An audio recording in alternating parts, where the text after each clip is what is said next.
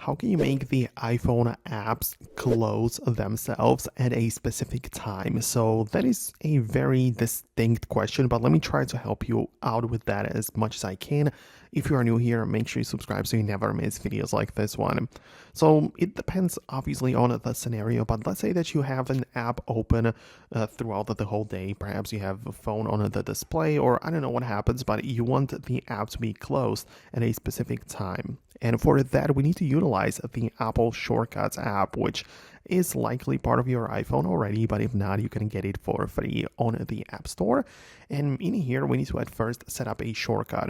So we click the plus button, and from the actions, you can look up the home screen, and there is a shortcut which is called Go to Home Screen, which basically closes any app that is currently open. Right? So if I quickly run this shortcut, you can see that it just returns back to the home screen.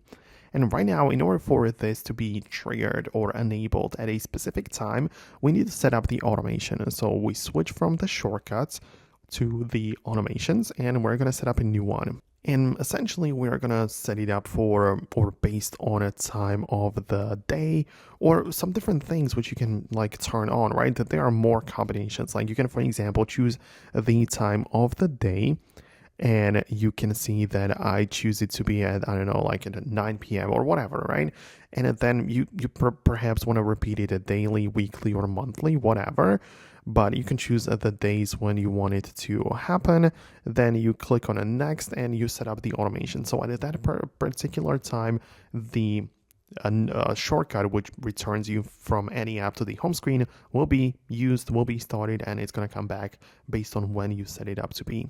So that is like the blueprint. Obviously, you can even attach like more actions to the shortcut. You can set more things and play with it on a deeper level. But that was like the blueprint of how it would work.